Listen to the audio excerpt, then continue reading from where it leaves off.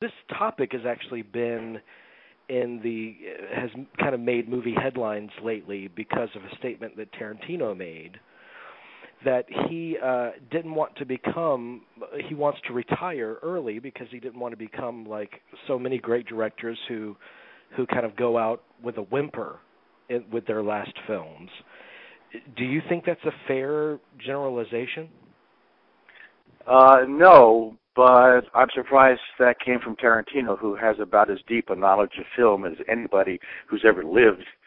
It's about 50-50, I found, and certainly I think he should keep on going. A director isn't always the one who has control over his own films, and you like to think as somebody gets older, they have more control because people leave them alone, but in fact, at a certain age, the younger people in the studio start interfering, and that's what happens. Boy, I hope you've got a pause button on this thing. No. For the listening audience, I'm responsible for my nephew Adam today, and this is what authors do when they're not typing. They're trying to live a regular life. It's about half and half. About half the directors in the book made films which are just unfortunate, shall we say, and the other half made movies that are pretty good. They just had the misfortune to die afterwards. It is an interesting thing, though, because and I think that all of the creative artists in all the disciplines kind of suffer from this or have to grapple with this. The struggle to stay relevant. And when you look at the directors that you profiled, who's the shining example of that for you? Well, God, I'm probably saying this to the wrong person, but I think Stanley Kubrick is an example of somebody who may have stayed too long at the circus. And the film that he made as his last film, Eyes Wide Shut, really needs the backstory of AI, artificial intelligence, which was a film that he realized he couldn't make because the technology wasn't ready for it yet. But as another director friend of mine said, there's a reason Stanley didn't make that movie, and that is it didn't work, and even the technology wouldn't have helped him. Whether Spielberg solved the problems, I think, is anybody's guess. I know the great British critic Mark Kermode has just done a broadcast apology for not liking AI when it came out, and now he does.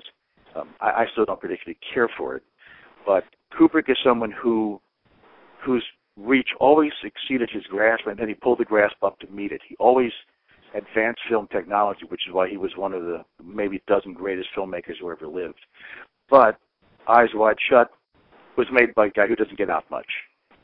and as usual, he lost the humanity in his films, and he didn't have the technology to make up for it. So you think that Eyes Wide Shut is it's a pretty naive movie? I think very much naive, which is interesting for a man who knows everything academically about people but doesn't really know them emotionally, at least how to achieve that on screen. It just has a disconnect that doesn't really do the novel very well and doesn't really do the performers in it. You know, he has two of the best actors ever in that movie, and you don't even get the feeling they're married. And that's a problem.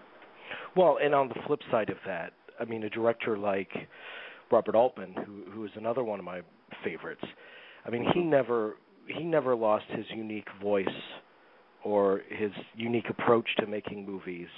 The whole kind of family feel, ensemble strengths of his films were there until the end. That's right. But you see, Bob knew how to do it, and that was that he cast the films well, and then patted everybody on the fanny and let them do what the script did. And he knew enough, like all great directors, like William Wyler. He knew when it was wrong, and he hired actors who would get it right. And that's the thing about him. He was able to, all the great directors don't just direct actors. They set up the circumstances where they can perform in character. John Ford did that. Howard Hawks certainly did that. And I think Altman is one of the greatest modern directors who was able to just set things going and then say action. Were there, I mean, there's those directors that kind of stick by their guns and you recognize their strengths and they always play to them. But then there are also directors that aren't afraid to work outside of their comfort zone, which is particularly brave when you're that late in your career. what are examples of those types of filmmakers for you? Because I'm looking at somebody like Sidney Lumet, who made a lot of great, gritty character films. But Before the Devil Knows You're Dead was, to be a last film, that was kind of a very amoral tale. Well, but that was, I mean, look at Prince of the City, or look about Dog Day Afternoon. Lumet was always trying to show the immorality lying just below the surface of our morality. In fact, all directors like to see that all art is about taking the expected and showing us the unexpected twist on it. With Lumet, you think it's an uncharacteristically violent film for him. But, Lumet, tried everything and made so many movies. Most of them hit, some of them didn't. But Before the Devil Knows You're Dead is just an extraordinary confluence of his wisdom in changing the way it was written and of hiring the right actors and of making it absolutely perfect. But he didn't plan on it being his last film. He still had like 3 of them in pre-production. So, I don't know if that would be considered late in his game. For him, it was a normal part of the game. Yeah. But he was ageless. Well, and I'm sure a lot of it has to do with opportunity too, because I'm sure for the older generations it got a lot harder to finance certain films, and the great material wasn't there as much as it might have been for them at the beginning of their careers. And I think the most extreme example of this would probably be Orson Welles. I mean, who started his career by making the greatest film of all time, which eventually kind of ruined him. Yes. I mean, it's the great tragic story of Hollywood for me. It's true. Wells could do anything, and he usually did it with less opportunity than anybody who had that much talent should have to suffer. But he himself said, I don't think Hollywood treated me badly, not the way they treated people like Buster Keaton and D.W. Griffith and others. So he was rather magnanimous. But Wells was always reinventing himself because he had to learn to live on a budget, whether it was shooting Othello over, 8 years or something by doing a pickup shot in Morocco and doing another shot in France, and they miraculously all came together. He was someone who, with his last film, F for Fake, and this is something we explore in Final Cuts, he invented reality television, as far as I'm concerned, because he completely fabricated something which we absolutely believe, and he used real people to do it. That's reality TV. Yeah. And you cover, 50 filmmakers here, and a lot of them aren't the usual suspects. Which really delighted me. I mean, like filmmakers like James Bridges and Martin Ritt, in particular. I was really delighted to have them represented in the book. But what was the most surprising discovery for you when you visited these last films? Oh, my goodness. I wasn't expecting that question. I think the most surprising discovery for me was to realize how a film can be taken away from a director who you'd think would be able to hold on to it tightly. Michael Ritchie is an example of that, whose last film, A Simple Wish, about a fairy godfather, looks like a demo reel for a CGI company more than the sort of tight directing that Michael was able to do. This is the man who, after all, made The Candidate and made Smile, which is one of the great little movies. And as he said, you only make the movies they let you make, but A Simple Wish looks like a comeback for him. It has some terrific performances and a really awful script.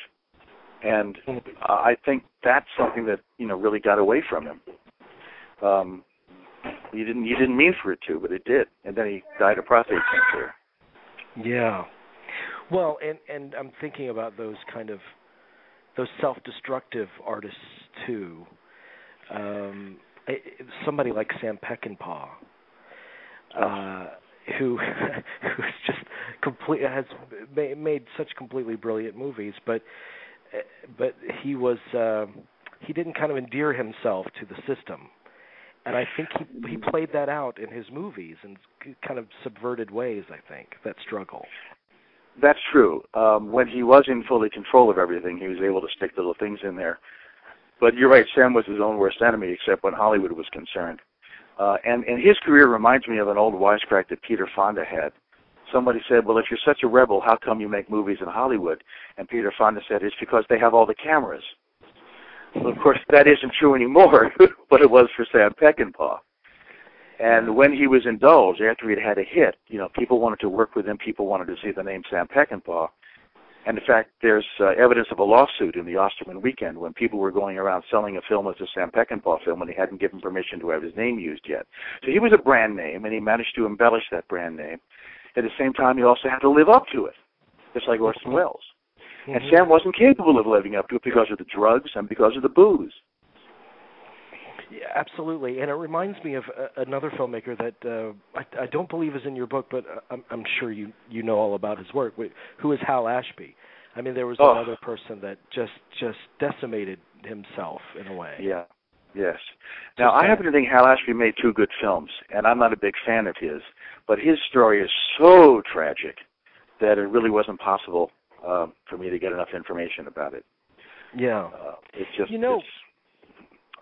Also looking at the roster of film directors that you've chosen, there's something about the directors and a few of the actors from those earlier generations. They were true characters, and we don't seem to have many of those anymore. I mean, we don't have name a director that you've chosen. I mean, Peckinpah is a prime example, or we don't have a Robert Mitchum. Or do you miss those true characters? Oh, God, yes, I do, because they were such wonderful screen shorthand. When they stepped on the screen, you knew what was going to happen. It may have hemmed them in somewhat, but it didn't seem to bother them. Hitchcock was someone who I think talks about that a lot. He said, when you hire Cary Grant or James Stewart, you save yourself a lot of exposition because you know what's going to happen. But if you have someone like John Finch in Frenzy, you have to build up the character a bit, which I think Hitchcock did marvelously in Frenzy, but also this is what happens when you use stars. I'm going to drop a name. Dustin Hoffman once told me that a star is defined as someone who works when he wants to, not when he has to. And that's, I think, what we're talking about, someone who gets a film made by simply saying yes on the dotted line. Yeah. And we don't have many of those anymore. I mean, Leonardo DiCaprio may be a star because he's been top billed in films, but, as struggle as he might, he's always Leonardo DiCaprio. Right. But he's signed on to some pretty good films, too. But it's just, the real stars now are the accounting department. I think you're absolutely right, and it's a really sad state of affairs. But there were stars and filmmakers that just, their presence was so authentic. Yes. And I do miss that so much. I mean, we have terrific actors that are still working. And maybe it's an example. I know we're getting off topic, but maybe it's an example of our increasing kind of celebrity news gossip culture, because no one is a mystery anymore. I mean, they have coverage on them 24/7. So these actors can't really present themselves as enigmas, or these directors, as they used to be able to, I think. I think you're absolutely right. There's no question that a star was somebody who was 50 feet wide on the screen, not 42 inches in our living room. And I will tell you, my first movie star was Charlton Heston, who I had the ability to work with when I was just a kid. He had made a rather unfortunate film called Julius Caesar, which had a wonderful cast, but it just didn't work. This was back in 1970 or something. And when he walked in the room, you knew there was a movie star there. He was also tall, and he was a movie, because you'd seen him 1,000 times before. And the only time I've seen it with a non-movie star in real person, about 10 years ago, I was in a benefit with Muhammad Ali.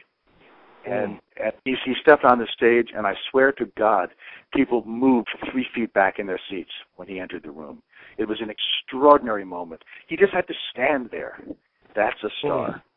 He just carried that presence with him. Yeah. There are some people who are different, Some people are different. You mentioned Hitchcock a little bit earlier, and Frenzy was, I very much enjoyed Frenzy. But whenever I think about the struggle to stay relevant, I always think of Hitchcock, because when you've set a standard, as Hitchcock did, and a future generation of filmmakers all follow in your footsteps, you run the risk of that future generation beating you at your own game. Do you think that happened to Hitchcock? I think so, which is interesting you mentioned Frenzy, as we have been, because it was the first R-rated Hitchcock film. Because it involved sexual matters that were actually out there. You know, the character of Mr. Rusk actually had an orgasm on camera, although you didn't see it. You saw his facial expression. I mean, Hitchcock would have made that dirty joke on a party, but he certainly wouldn't have ever put it on the screen. And that was the beginning of the frankness. When Hitch does it, everybody does it. But he was someone who had created his own screen vocabulary and then found everybody else using it. So it's a strange conundrum. Yeah, it really is, and I think that I mean the obvious comparison is somebody like De Palma that very blatantly picked up the Hitchcock mantle. But I've heard an observation that Hitchcock made where he did feel kind of flattered in a way by it, but you know, I can't help but think that he also felt a bit threatened, that he had to raise his game in some way. Well, I'm sure when Mark Okrand made up the Klingon language, he's flattered that everybody in Star Trek now speaks it. So this is what happens when you create something out of nothing, as Hitchcock did, or as Griffith did, for heaven's sake. You know, you should be flattered, but you also realize when you're creating something that you shouldn't be surprised when people use it. I mean, De Palma has taken what Hitchcock did and added so many variations that I think he's really created his own language, or a sub-language, if you will, and in a beautifully flamboyant way that Hitchcock never would have dared attempt. I'm so glad you say that, because I mean, I'm the biggest De Palma fan, so I'm always very careful when I talk about De Palma because I know that a lot of people aren't. So I'm very happy to hear you say that. Listen, he's a terrific director, and although some people don't understand this, he was one of the best women's directors of his generation. Let me look at some of the work that Sissy Spacek and Nancy Allen have done. These are things you didn't find in contemporaries like Paul Schrader and others. No, Brian De Palma is a real visionary, but he doesn't go talking about it. There's James Bridges. Correct me if I'm wrong. From reading your book, was Bright Lights, Big City his last film? Was that his last film? Yes, it was. It was his last film. He didn't intend it to be, but he got cancer, and it just took him over. Jim was a very, very good. Jim was a very close friend, and it was really tough to write about him. What does that film say about him? How does that reflect his personality as you knew it? Not at all. He didn't do drugs, and he wasn't a carouser. But he took the film over after another filmmaker had been fired, and Jim, true to his honor, wouldn't take it over unless she actually was fired. He wasn't going to look at her footage, not a frame of it, until the film company made the decision. And he came in and literally rewrote the script in a matter of days, and they kept everybody on salary and didn't fire anybody, which was also unusual. And he took it over and wrestled it to the ground as much as he could, and then it was undone by the focus groups. Do you not enjoy that movie at all? Do you not see much value in that film as it is now? I knew what he wanted to put into it, and so I see pieces of value. It's like looking at a beautiful painting through a louver instead of looking at the painting itself. It kept to his values, and he has terrific performances. I love watching not Frances McDormand. Oh God. Well, certainly Houseman and Diane Wiest, and all these great people he put in. I don't think the film served itself well, but it wasn't Jim's fault. Yeah. Somebody like John Huston, his last film being The Dead, correct? Yes. That was his last film? Which seems like a very fitting, proper swan song for him. Gorgeous, absolutely gorgeous film. Yeah, and it still works. I watched it again in writing final cuts. It has a power because, of course, it comes from one of the great source materials in the English language, but it's also done with great restraint, and it really isn't a story. You know, it's a novella. It's just two people at a party, and the woman comes home and thinks. That's all it is. But the way it works, and using someone wonderful like Angelica Houston and all the ensemble, really brings that moment alive, and you begin to go back in time, and you think, but it was 100 years ago, when in fact it was filmed in a warehouse in Valencia, California. Isn't that amazing? Yeah, I remember I was in art school, and as a high schooler, and our acting teacher showed us The Dead, and it was remarkable. And it wasn't. When did he pass? When was The Dead? It was 87 that Huston died. I covered the story because he was working on a film for his son Danny, who's now become a marvelous actor, but at the time he wanted to be a director. He was doing an adaptation of a book by Thornton Wilder called Theophilus North. It was released under the title of Mr. North. And Robert Mitchum and Lauren Bacall and Tammy Grimes, David Warner, I mean, everybody you ever wanted to have dinner with was there to be with John Huston. When you looked through when you started planning your book, and I'm sure you listed many directors that were worthy of exploration, what were some of those names that you either couldn't fit for length constraints, or you just their stories kind of didn't mesh with the other ones that you told? It was actually more utilitarian than that, but let me go back and say the ones that I put in Final Cut were those who had to be dead, which is a very tough requirement for people to meet. I have some candidates right now for a sequel, but that's another story. First, they had to be dead. Then they had to have had a large enough body of work that I could write about something. You know, someone like Steve Gordon, who made the wonderful comedy Arthur, died after his first film, and who knows what he could have made, but not enough to write about. And it had to be theatrical features because they had to fight the system. So someone like Ida Lupino, who was a marvelous director in the 40s, wound up doing television, and that wasn't interesting enough. Third, they had to be enough information about their last film so that I could actually research it. You know, something that came out in the late 20s or in the 30s wasn't going to work if there's no production records, no files, no materials. And the fourth thing was I had to actually like their work. The last one was the most controversial, perhaps, because there are people in here who you wouldn't normally think would be a great director. But because I interviewed so many people, I started a number of years ago, I wanted to make sure that I had some material or knew them or had some affinity. So in many cases, there were interviews that have never been published anywhere that I conducted with Peter Yates or Michael Ritchie or James Bridges, and those found their way into the book. So the directors it's a long answer. The directors I wish I had put in were people like Sidney Pollack, who I like personally very much. I love his films, but his last film, The Interpreter, wasn't very good. No. And I have such affection for him, I didn't want to drive him into the ground by showing how, and he was in good health, how it just, I mean, he made all the wrong decisions on that one. That's exactly right. But his previous film was very good. The Frank Gehry documentary, I think was his previous, which was the only documentary he ever directed. Yeah, I guess so, come to think of it. But, you know, like documentaries, they're a different discipline than directing a dramatic film because you're not marshaling a whole troop of people. You're working with rights-clearing people and doing interviews one or two at a time.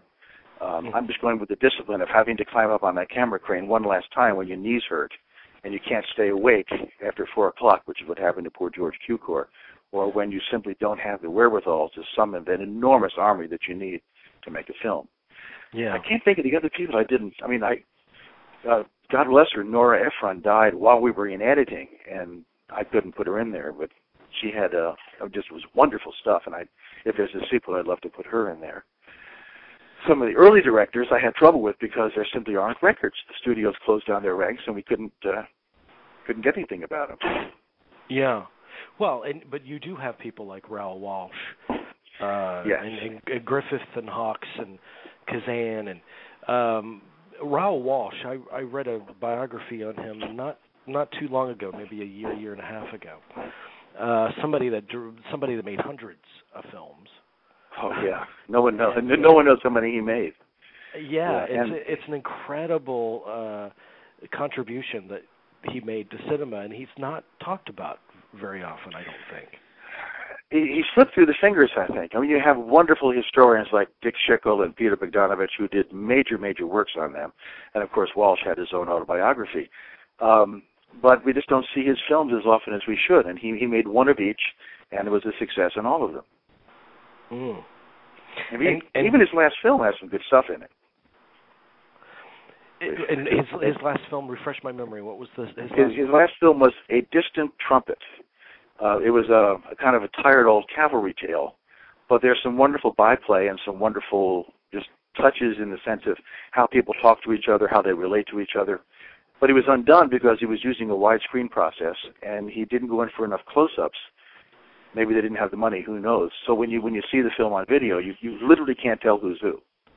And that's a problem when you're trying to follow a story. But it's an elegant film, your basic Western, and, I think he did it for the money. He wasn't very well during it, but who was? Well, one of the filmmakers that you profile is actually, it goes back to my first question, which involved Tarantino's observation when he talked about not wanting to be the old director who's irrelevant and goes out with a whimper. He used the example of Billy Wilder. Oh God. God. Is that a sad conclusion for you, or? It was. This is a man who made maybe 6 of the greatest movies ever made, and as he once said, after a couple of flops in a row, he said, "Look, I made Sunset Boulevard, I made Lost Weekend, I made Something Like It Hot, The Fortune Cookie. I didn't suddenly get stupid." Right. And it just, Buddy had everything going wrong with it. But, God knows he had enough money. I don't know why he made it, except he wanted to make films. He joined the process of making films.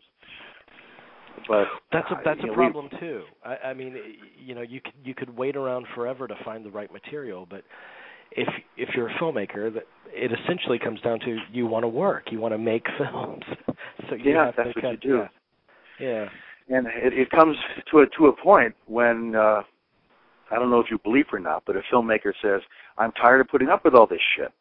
Yeah. And you just bow out. You don't want to do it. A lot of great directors of photography do their best work in commercials because they're tired of working in movies. And some directors will do a television commercial or an internet commercial because they don't want to deal with the studio bosses, and they can have their own way when they're doing a commercial. Steve Soderbergh does some incredible stuff you'll never see. So. Yeah, and there's someone that just made his last movie. Or says he did. He threatened to retire before. So listen, Fred Astaire retired 6. I buy it because he's a good director and I believe him. But I think he wants to leave while he's still at the top of his form, as Tarantino said. Look, John Milius had a big thing about heroes, and I'm going to use this as an example. He said, the best hero leaves before he becomes old and decrepit, so people can have the memory of when he was strong. The last thing you want is for a hero of yours to be withering away in front of you. Mm-hmm. There's also, with Orson Welles, it reminds me that we're talking about him earlier. I heard a story about him that I forget who it was, but someone convinced him to start screenwriting again. Mm-hmm. And he ended up writing what was the screenplay that he wrote that was eventually made into the TV movie with William Hurt? The brass, not the brass big rail. Brass Ring.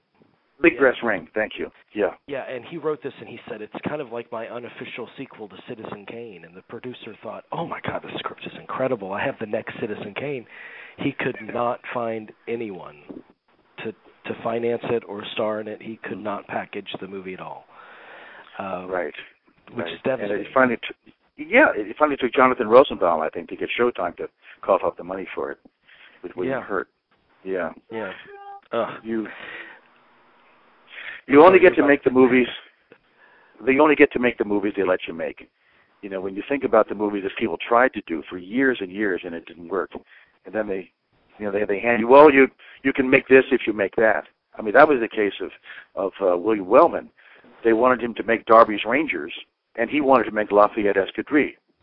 Mm-hmm. And he made them both, and then Jack Warner, the SOB, made sure that he would release Darby's Rangers first and held the post-production of Lafayette Escadrille for ransom, even to the point of making them shoot a new ending. Mm-hmm. So, even if you try to play the game, they get you. Well, and then there are some directors, and I think Peckinpah's a prime example. I was reading a criticism of The Killer Elite that Pauline Kael wrote, and she said, look, even when he does studio direct, he can't help but make it autobiographical in some way. Do you find with a lot of these directors in their last films that even if it's subverted in some way, they're kind of grappling with the aging process or nearing the end? I mean, do you see that in some of these works? Maybe John Ford, not Seven Women, but Young Cassidy, I think, and certainly Wellman. Let me think. I don't think Howard Hawks was. I think he was so closed and cold personally. I don't think anything he made was a personal movie, except some of the ethics in it. But as far as story points, it's hard to really see that. I think if these guys hadn't made their swan song by then, they never were going to. Well, they weren't necessarily outside of Houston. I'm sure they weren't expecting it necessarily to be their last film, like you said before. I think that's the case. I mean, Joe Mankiewicz did a wonderful job on Sleuth, but I don't believe that's a film he wanted to be remembered by. Yeah, you've got, these. First, a lot of the directors which we have in Final Cuts really were of a golden age of Hollywood when people didn't make autobiographical movies. And the auteur system hadn't even grown up when they were making their prime films. And I don't think they would ever try to commandeer an entire studio into putting a personal message in. Although, as a matter of fact, I would love to do a book on autobiographical films. That would be wonderful, but so presumptuous. But do you have ideas for? You were telling me something about what you wanted your next book to be. I thought. I want my next book to be a bestseller. I mean, I'd love to do a book on autobiographical films because you've got James Bridges' September 30, 1955. You have, and I'm going totally blank on everything I wanted to do. But didn't you spend time with Martin Ritt as well? He was your friendly over many years. But Marty, I tried desperately for 20 years to make him let me write his biography, and he had been tarred by the blacklist. And people like Hilton Kramer, who was an art critic, who every time Marty made a movie suddenly became a movie critic. He just would tear him apart. And Marty said, the shit-heels come out of the woodwork every time I make a movie. I'm not going to have them come out of the woodwork in between, too. So, but there were two good books written about Ritt. I wish I had written it, but he had to pass away first. Well, this book is phenomenal. And actually, as soon as I posted it, when we had our conversation a couple of weeks ago, I had one person on Facebook and a couple of people actually email me that they just bought the book. Really good. Yeah, because they were excited by the subject matter. I mean, I think that this is, for movie geeks, I mean, this is right up their alley. This is fantastic stuff. Well, thank you. It took a long time to get it done because I had to find a publisher, who in this case is Bear Manor Media, who actually shared my interest. Ben Omart, who runs the imprint, is an old fan or a fan of old movies and radio shows and voiceover talent and things that can't find a home elsewhere. He just gets behind completely. But the book came about because nobody else was writing it. And honest to gosh, I don't know if anybody ever has written a book quite like this. And it was very, very much helped by the folks at the Motion Picture Academy, whose library is second to none in this country, and just opened up their doors into these boxes of private papers that had never been cracked open before. Wow. Mankiewicz's papers, I was the first person to access the Mankiewicz files because they just finished cataloging them. The Fred Zinnemann or the William Wyler files, you open these things, and it's like you're holding religious relics. Or the Hitchcock papers, his schedules and his memos and things like that. For people like you and me, holding something that Hitchcock signed is remarkable. It's a treasure trove. Yeah, absolutely. The one that was so weird. This is not in this book. I was Dom DeLuise's archivist, and we had some great fun. I don't know if I ever told you this, but I had to do some research on this film called The End that Burt Reynolds directed for another book. And I had to pull the papers out of the Academy, okay? And they bring out his annotated script for The End, and they set it in front of me, and I had to look at it under their watchful eyes very carefully. Well, I started laughing. They said, "What's so funny?" And I said, "Well, because 3 years ago, Dom and I were trying to keep spaghetti sauce off the pages, and here it's being handled like under glass." So it's,